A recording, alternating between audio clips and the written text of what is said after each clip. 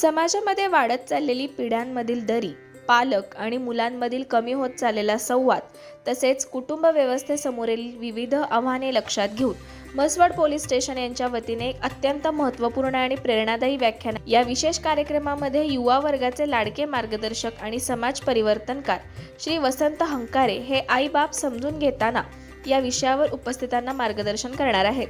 आजच्या धकाधकीच्या जीवनात अनेकदा मुलांना आपल्या आईवडिलांच्या त्यागाची, प्रेमाची आणि संघर्षाची जाणीव होत नाही। अशा परिस्थितीत पालक आणि मुलांमधील नाते अधिक दृढ करण्यासाठी हे व्याख्यान निश्चितच दिशादर्शक ठरणार आहे। या कार्यक्रमामध्ये पालकांचे आपल्या जीवनातील स्थान, त्यांचे कष्ट, त्याग, संस्काराचे महत्त्व, बदलत्या काळात कुटुंबातील नातेसंबंध कसे जपावेत, तसेच युवकांनी आपल्या जबाबदाऱ्या कशा पार पाडाव्यात यासारख्या विविध विषयांवर श्री वसंत हंकारे आपल्या प्रभावी आणि हृदयस्पर्शी शैलीत मार्गदर्शन करणार आहेत। हा प्रेरणादायी कार्यक्रम शनिवार दिनांक 8 ऑगस्ट 2026 रोजी सकाळी 9:30 वाजता सीताराम लॉन्स, म्हसवड, दिवडपाटी येथे आयोजित करण्यात आला आहे। म्हसवड पोलीस स्टेशनच्या या उपक्रमाचे सर्व स्तरातून स्वागत होत असून केवळ कायदा आणि सुव्यवस्था राखण्यापुरतेच मर्यादित न राहता समाजामध्ये सकारात्मक विचार, संस्कार आणि जनजागृती निर्माण करण्यासाठी पोलीस प्रशासनाने उचललेले हे एक महत्त्वाचे पाऊल मानले जात आहे। विद्यार्थी, युवक, युवती, पालक, शिक्षक तसेच सर्व नागरिकांनी या व्याख्यानाला मोठ्या संख्येने उपस्थित राहून या प्रेरणादायी विचारांचा लाभ घ्यावा असे आवाहन आयोजकांच्या वतीने करण्यात आले आहे।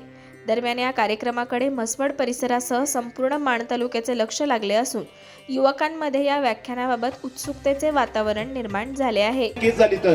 काय फसवं जग आहे। फेर अँड लवली 7 दिन मी चिकनाट पाहिजे, एक तर चिकनाट आलं का खरं सांगा, किती पोतीला थापलासा सगळ्या पोरानं आलं का चिकनाट? नाही आलं। खरं सौंदर्य काय होतं? तारा राणीनं वार केल्यानंतर रक्ताच्या चिळकणं जेव्हा तिच्या चेहऱ्यावरती पडल्या तेव्हा तिच्या चेहऱ्यावर जे हास्य होतं त्याला सौंदर्य म्हणतात। लक्षात घ्या, हे सौंदर्य आहे। काय संस्कार देतोय आपण, कशासाठी देतोय? यातून बाहेर आला पाहिजे। यातून बाहेर आला पाहिजे। 5 मिनिटात व्याख्यान संपवतो बघ, 5 मिनिटात, पण यातून बाहेर आला पाहिजे। तुम्ही कसं मस्त राहायला पाहिजे, एकदम जबरदस्त राहायला पाहिजे। पोरांनो ती फवारा बिवार काय त्या टीव्ही मध्ये दाखवतात रे, फवार मारला असं फुसफुस मारलं की त्याच्या मागे 20-25 पोरी मागे लागतात, असलं त्या ह्याच्यात दाखवतात। कशाचं? मी 2 फवार आणलं होतं एकदा, म्हणलं एकात 20-25, दोन्हीत 50 येतील, बघूया म्हणलं, सिलेक्टेड घेऊ। 2 फवार मारलं, घरातलं 50 उंदरं पळून गेली, काळं कुत्रं आलं नाही। काय आहे ते? हे यातून बाहेर या, यातून बाहेर या। पोरांना व्यायाम करायला शिकवा, तुम्ही व्यायाम करा, चांगलं खा। बसा जरा, काय गडबड करू नका रे। ऐका जरा, मी काय सांगतोय, ही सगळी मांदियाळी उभी राहिली पाहिजे। हे सगळे संस्कार। आणि एक नवऱ्याला सांगायचं, आनंदी जीवन जगायचं ना। सगळं सांगितलं मी, अजून सांगणार आहे, थांबा जरा। तुम्हाला आनंदी जीवन जगायचं नाही, नवऱ्याला पहिले सांगायचं आहे, बघ, तू घरी येताना हसतच आला पाहिजेस, पहिला महामंत्र। काय पण असू दे, नवरा खुंबऱ्या जवळ आला ना त्याला सांगायचं, थांब, हस। कारण त्या वटवागळाला सवय काय आहे माहितीये का? घराकडं असं याचं जसं अकोल्याचं सगळं टेन्शन ह्यालाच दिलेलं आहे। वट वागळासारखं गुघाण चेहरा करून घरात येतोय, त्याला का बसाय का वाढ लावतात। तू पण पोरांना काय सांगतेस? त्याची याची येळ झाल्या। वट वागाळ कधी येईल सांगता येत नाही। तुम्ही आपला अभ्यासाला त्याच्या समोर तरी निदान बसा। बाहेर ना आलं की फुसफुस करतय। लग्न करताना राजकुमार होता, आता डुकरासारखा झालाय। आई बाचं नाव ठेवायचं म्हणून संसार करायचा आहे, कधी सोडला, काय काय बोलताय त्याला? ती पण येऊन कसं म्हणताय, आपण घरात शिरलं की आपल्या नादाला कोण लागत नाही। अरे येड्याच्या नादाला कोण लागणार आहे? डुकरा सगळ्या बोंबाबोंब झाल्या।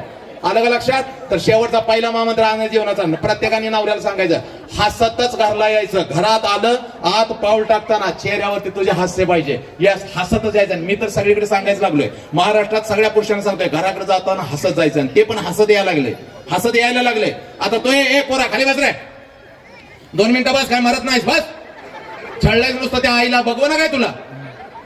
ऐका का, ऐका, तो पण हसत आला। आता नवरा जर घराकडे हसत आला तर तुमची जबाबदारी काय आहे? काय आहे तुमची जबाबदारी?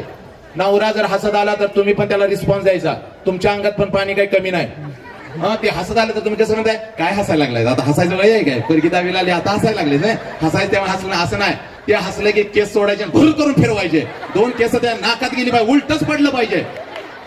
बघा ना, अरे काय मरताय काय? नवऱ्याकडे बघा ना, असं म्हणा ना एकदा, काय डार्लिंग, मनान जावा स्वयंपाकाला। त्याला बघ तापच येतोय की नाही, बघ काय झालंय, काय झालंय, मला डार्लिंग म्हणलं, मला डार्लिंग म्हणलं, मला 17 वेळा आरशात बघल बघ। असं करा ना, घर आनंदी ठेवा ना। अरे लग्नाच्या वेळेला कसं होतं का, लग्न झाल्यानंतर पहिलं वर्ष आठव, किती कसं होतं का तुमच्या दोघांचं प्रेम. तुम्हा दोघांना असं वाटत होतं या जगात कोण जिवंतच नाही, आम्ही दोघंच आहे. कसं एकमेकाकडे बघायचं, तू अशी असायची तसं करून ते असं करा. कसलं भारी. फिरायला गेल्यावर हिरो होंडा गाडी, पुढे हिरो बसायचा, मागाशी होंडा बसायची, किती भारी होतं.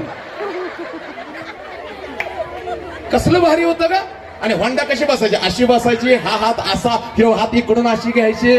हे बघ सगळ्यांना आठवायला लागलं बघा आपापलं. आता काय मरताय काय का तसं वागायला.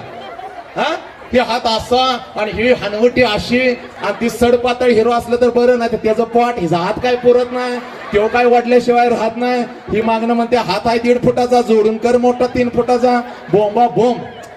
कसं होतं ते, कसं दिवस होतं. आणि आता बघा त्याच गाडी बसताय हिरो होंडावर, पण मध्ये 1 फूट अंतर ठेवून बसताय. हिरो पुढे बसला की 150 टनाचा आणि होंडा झाल्या 125 टनाची. ती हिरो होंडा कुई कुई वागत्या. 80 ॲव्हरेज देणारे हिरो होंडा 30 ॲव्हरेज द्यायला लागल्या. हा ते हिरो हेल्मेट घालून बसतोय, होंडा मागणं वरडत बसते, असंच केलं तसंच केलं. ते म्हणते काय बोंबलायच ती मागं बोंबल. एखादा स्पीड ब्रेकर आला की होंडा टन करून उडत्या, मागं पडत्या, ह्याला कळत पण नाही. हे जातंय पुढे 2 किलोमीटर, आवाज काही ना म्हणून मागं बघतो, होंडा कुठं आहे, पडली मागल्या का बोंबा बोंब आयुष्याची करून ठेवायचं. का ग असं का करताय का तुम्ही. माझ्या बहिणी आहे ना तुम्ही, तुम्हाला कोण विचारणार नाही म्हणून तुम्ही करायला लागलाय काय. हा का असं करताय का जगत नाही सांगा. त्या डॉक्टरकडे जायचं, कसं तरच होतं या, काय होतंय का तुला. त्यांचं त्यांना पुरं झालंय, कुणाचं काय कुठली ट्रीटमेंट करायची त्यांना कळणार, त्यांचं त्याला कसं तर होतंय. हे म्हणतो कसं तर होतं या. कसला रोग आलाय का, कोरोनाचं औषध सापडलं पण या रोगाला औषध नाही, कसं तर होतं या. नको तिथनं मोदळा वाढवून ठेवलायचा, व्यायामाचा प्रकार माहित नाही, नुसतं आलं की खायचं, खाल्ल्यावर माझ्या बाण जिरवायचं काय, कोणी कोणी करायचं व्यायाम.